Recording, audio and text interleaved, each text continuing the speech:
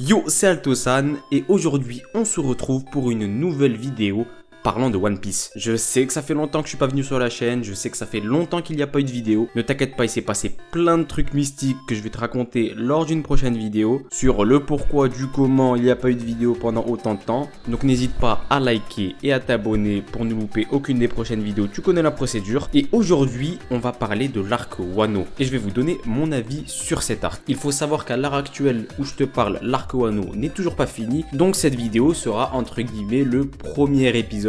Et il y en aura un deuxième lorsque l'arc sera terminé pour vraiment avoir une vue d'ensemble sur tout le passage. Sinon, bien évidemment, pour les animés only, faites bellec parce que je peux vous spoil à tout moment. Car moi, je vais parler du début de l'arc Wano jusqu'au dernier chapitre qui est sorti à l'heure où je tourne cette vidéo, qui est le chapitre 1002. Et donc, je vais vraiment parler de tout. Et il peut y avoir un maximum de spoil. Pour ceux qui ont lu le manga et qui sont à jour, no problemo, vous pouvez regarder la vidéo, c'est carré. Bref, assez parlé et c'est parti.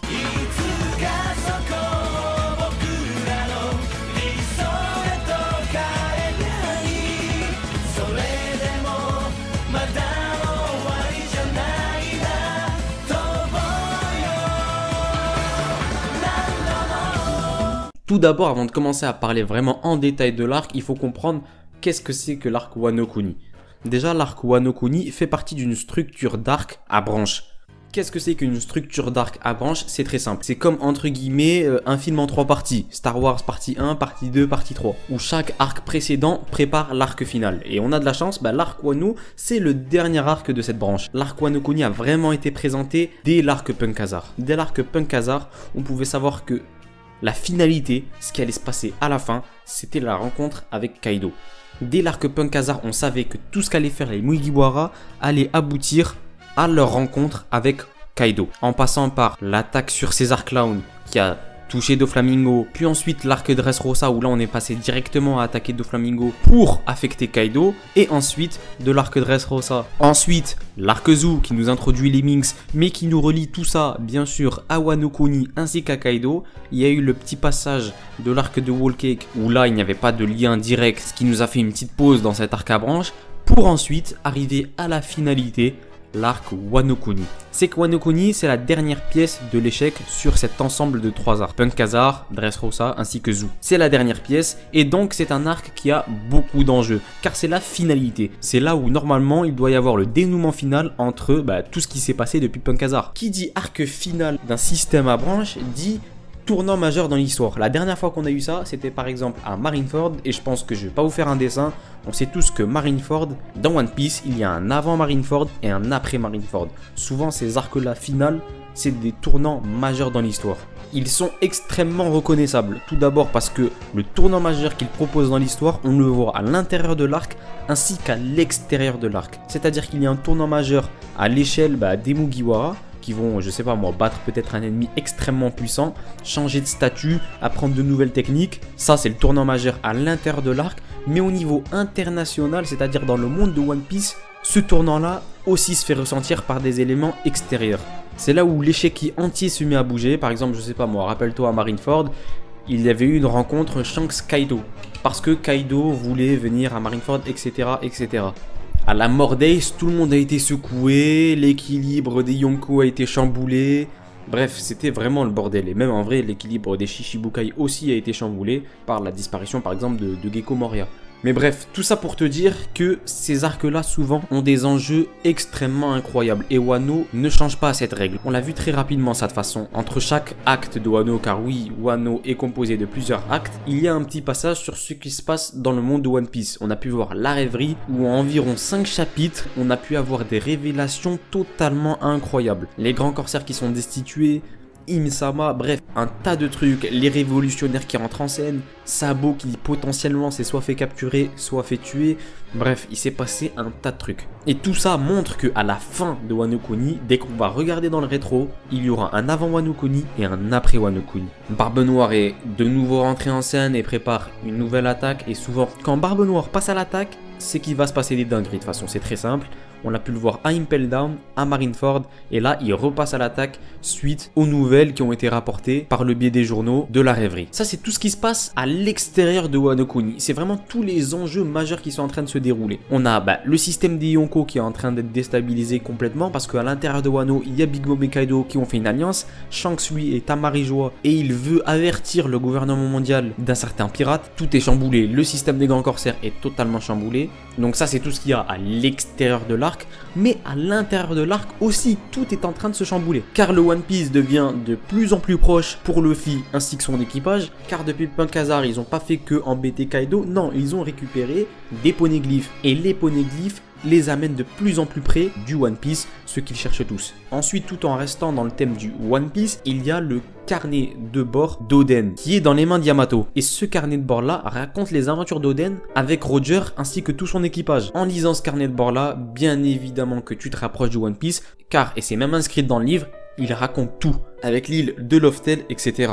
Cet arc Wano aussi, avec tout le passage sur le flashback d'Oden, ainsi que, voilà, c'est la première fois qu'on voit vraiment Roger avec son équipage en voyage, mener une vie de pirate. On sent que la fin est proche, on sent que la fin de l'aventure est proche et que le One Piece se rapproche de plus en plus. Deuxièmement, le tournant majeur qu'il y a à l'intérieur de l'arc, c'est la rencontre Kaido-Big Mom. Cette rencontre-là, elle est inédite, elle était imprévisible parce que ces deux personnages-là semblaient se détester. Ils faisaient partie du même équipage des Rocks et tout portait à croire lors des derniers arcs et les quelques discussions qu'ils ont eues, tout portait à croire que s'ils se voyaient, ils allaient se taper. Et ça n'a pas manqué. Ils se sont tapés. Seulement, et ce qu'il fallait prévoir, c'était leur caractère très frivole. Big Mom et Kaido sont limite bipolaires en vrai de vrai. Ça veut dire qu'à 13h15, ils peuvent être contents. Tu leur fais un truc à 13h17, ils peuvent être vénères de ouf. Cependant, après, il va falloir faire attention parce qu'avec leur caractère extrêmement frivole, n'est pas à l'abri qu'en plein milieu de l'arc ou en plein milieu du combat, ils peuvent se retourner l'un contre l'autre et se tapent directement. Donc là, on continue encore une fois sur les tournants majeurs que va proposer l'arc de Wano, mais vraiment à l'intérieur de l'arc. On va pas parler du monde de One Piece, on en a déjà parlé.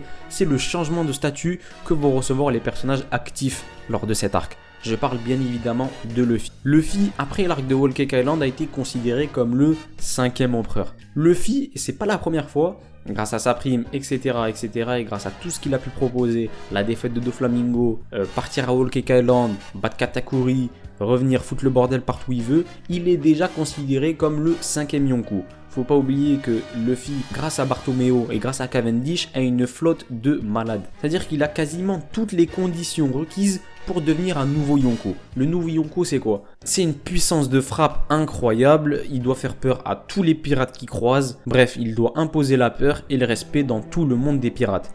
Deuxièmement, il doit faire poids face à la marine. Bien sûr, et on l'a vu à Marineford, uniquement l'équipage de Barbe Blanche a fait face à la totalité de la marine. Ça veut dire que les 3 amiraux étaient là, sous-amiraux, il y en avait des milliards, il y avait je sais pas combien de soldats. Ça, c'est la puissance d'un amiral. Et Luffy s'en rapproche de plus en plus. L'arc Wano qui annonce des changements majeurs dans tous les sens doit être le déclic pour Luffy. Il doit passer de potentiel 5e Yonko à vraiment Yonko titulaire, celui qui va défaire soit Kaido soit Big Mom, j'en sais rien, celui qui va libérer Wano, quelqu'un de respecté dans tout le monde des pirates et qui aura une prime, laisse tomber, une prime de fou, un truc vraiment fort. Cependant, le statut ça suffit pas et la puissance, elle doit suivre le statut, c'est normal, c'est logique, voilà, si t'as un statut de ouf mais que t'as pas la puissance adéquate, c'est pas bon, c'est pas sérieux et ça va pas marcher. Et Luffy, dans les derniers arcs, n'a pas cette puissance nécessaire. On a pu le voir à chaque fin d'arc, à chaque fin de gros arc. Luffy est soit blessé, soit en état critique. On a pu le voir face à Doflamingo. Il a été dans un état critique, laisse tomber grâce aux effets secondaires de son Gear 4 qu'il a fraîchement utilisé.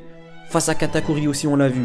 Il était dans un état critique grâce à son Gear 4 forme Snake Man. Et ça ne suffit pas. Quelqu'un qui est aussi vulnérable à la fin d'un combat contre un grand corsaire, ça ne marche pas et ça ne passe pas. Il n'a pas le niveau d'un Yonko. Cependant, et ça tombe bien, dans cet arc-là, il en combat 2. Il a level up grâce à son passage dans la prison et donc c'est le moment parfait pour Oda de montrer que Luffy n'est plus le même et qu'il a une puissance peut rivaliser avec ces personnages-là. C'est ultra important. Peut-être même que dans cet arc-là, vu qu'il y a 2 Yonko, il va aussi sortir totalement amoché. Mais tout ce qu'on sait, c'est qu'à la fin de cet arc-là, il doit avoir la puissance nécessaire pour étaler un grand corsaire s'il le veut. C'est la base en fait, si t'es un Yonko, c'est la base. Par exemple, il y a une exception, c'est Mihawk. On sait qu'il fait tête à tête avec Shanks. Pourtant, il est grand corsaire. Mais bon, après lui, il a pas d'équipage et il marche en solo, c'est pas pareil. Mais voilà, si Oda veut faire de Luffy le prochain Yonko, ce qui est totalement normal, Luffy doit level up fortement. La puissance, il a déjà. Cependant, ce qui lui manque, c'est l'endurance. L'endurance, il l'a pas du tout. Et au bout de quelques minutes, son Gear 4 se rétracte et lui, il peut plus utiliser le Haki, il est totalement vulnérable. Ça, c'était vraiment pour tous les enjeux que va proposer l'arc Wano Kuni. C'est un arc majeur, un arc vraiment central, charnière dans l'histoire de One Piece, qui vraiment a commencé doucement, mais qui là commence à partir en live dans tous les sens, et c'est tout ce qu'on aime. Il y a aussi tout le développement pour les compères de Luffy, entre Zoro, Killer, Eustace Kid et Trafalgar Law. Eux aussi vont devoir changer de statut, parce que après ce combat, tout comme Luffy, eux aussi ne seront plus les mêmes. Leur statut ne sera plus le même, et leur influence dans le monde des pirates, lui aussi va évoluer. J'ai hyper hâte de voir comment la fin de cet arc va se dénouer, parce que ça va péter dans tous les sens, que ce soit dans l'arc de Wano, mais aussi au niveau international dans le monde de One Piece. Parce que tout est en train de bouger, tous les échiquiers sont en train de bouger, et au fur et à mesure que l'arc va se terminer, on va avoir toutes les réponses à nos questions. C'est parce que dans cet arc-là, il y a un condensé de tout ce que j'aime dans One Piece. Ça veut dire les flashbacks, un des plus marquants flashbacks de l'histoire de One Piece, on va pas se mentir, hein. En vrai, le flashback de Roger, c'est un des flashbacks où je me suis le plus pris ma claque. Donc il y a les flashbacks, il y a bien sûr l'histoire de Wano qui est énervée avec Kaido, Oden, les fourreaux rouges, les smiles qui ont été donnés à certains villages, etc. Bon bref. Voilà, bref, c'est excellent, c'est un truc de malade.